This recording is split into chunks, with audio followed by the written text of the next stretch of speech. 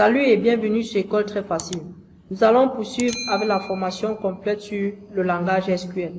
Dans cette vidéo, nous allons parler de la commande Group By. C'est quoi la commande Group By? La commande Group By est utilisée en SQL pour grouper plusieurs résultats. Pour chaque résultat ou chaque groupe, on utilise une fonction d'agrégation. C'est quoi donc une fonction d'agrégation? Il existe plusieurs fonctions qui peuvent être utilisées pour manipuler plusieurs enregistrements en SQL. Ces fonctions sont appelées les fonctions d'agrégation statistique. Donc, comme fonction d'agrégation statistique, nous pouvons avoir la fonction AVG. Cette fonction est utilisée pour calculer la moyenne d'un set de valeurs, donc la moyenne d'un ensemble de valeurs. La fonction d'agrégation count permet de compter le nombre de lignes concernées dans une requête.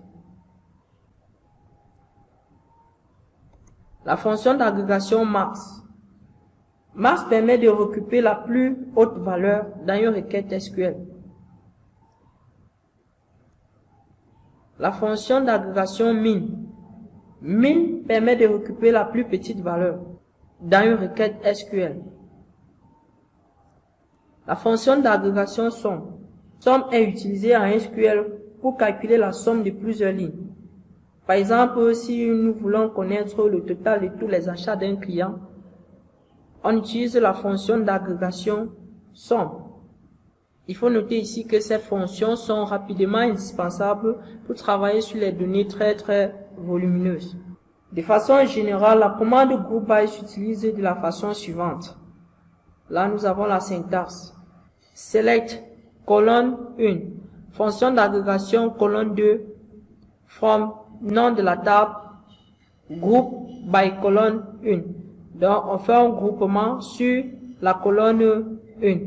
Là, c'est la syntaxe générale d'utilisation de la commande Group By. Attention, cette commande doit toujours s'utiliser après la commande where et avant ravine. Bon, la commande where nous avons vu précédemment dans cette formation et nous verrons plus tard la commande ravine. C'était tout pour la présentation de la syntaxe de la commande Group By. À présent, allons dans MySQL Workbench pour pouvoir écrire quelques requêtes avec notre commande. Ok, à présent nous sommes dans MySQL Workbench.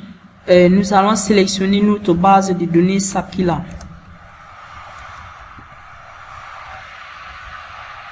Et on exécute. Là, après avoir sélectionné notre base de données Sakila, nous allons utiliser la table. Nous allons nous exercer avec la table Payment. Donc, affichons d'abord le contenu de la table Payment. Select étoile from Payment. Point virgule. On exécute. Notre table Payment contient l'ID du paiement, l'ID du client, l'ID du responsable du magasin, l'ID de location du film, le prix de location du film, la date de paiement du client et la dernière date de mise à jour de cette table. À présent, on souhaite regrouper les paiements de chaque ID du client pour savoir exactement ce que le client a dépensé pour la location des films. Pour cela, nous allons optimiser notre requête. À ce niveau, on aura select customer ID dans cette colonne, les ID du client. On a dit un groupement de paiements. Donc, ça c'est le paiement de chaque client. On spécifie amount from payment. From payment. On fait un groupement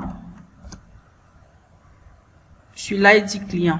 Donc, Group By la première colonne, customer Customer ID. On exécute. Là, notre requête renvoie pour chaque client. Donc, ça renvoie chaque ID unique, sans doublon. Il faut noter que Group By affiche un résultat en éliminant les doublons. Donc là, on a l'ID, le client ayant l'ID 1 qui a payé un prix de 2,99. Le client 2, 4,99. Le client 3, 1,99. Là, on sait que le client a acheté plusieurs films. Donc, du coup, si l'ID apparaît une seule fois, donc 1, 2, sans les doublons, c'est justement parce que on a utilisé la commande Group By. Group By élimine automatiquement les doublons. Maintenant, pour retourner la somme, parce que là, on n'a pas encore fait un bon regroupement, pour retourner la somme que le client a versée pour pouvoir réserver plusieurs films, là, on va utiliser notre fonction d'agrégation dans la fonction somme.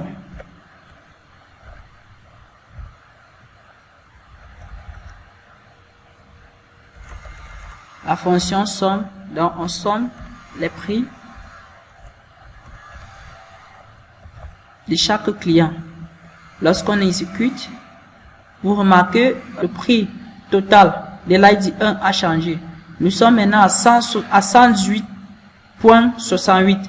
Donc là, c'est la somme totale que le client 1, le client ayant l'ID 1, a dépensé pour pouvoir payer ses films. On peut éventuellement compter le nombre de fois que le client a payé pour les films. Donc, à ce niveau, au lieu d'utiliser la fonction d'agrégation somme, on utilise la fonction count. Donc, on remarque donc que l'ID client, le client ayant l'ID 1 a payé 32 fois. Donc, il a payé 32 fois et le client ayant l'ID 2 a payé 27 fois. Donc ça c'est en quelque sorte le nombre de locations de films, en fait, ou ça le nombre de films payés. C'était tout pour cette vidéo où il était question pour nous de présenter la commande Group By et l'utilisation des fonctions d'agrégation. Merci pour votre attention et n'oubliez pas de vous abonner à la chaîne École Très Facile pour ne pas manquer les prochaines vidéos de cette formation. Merci et à bientôt.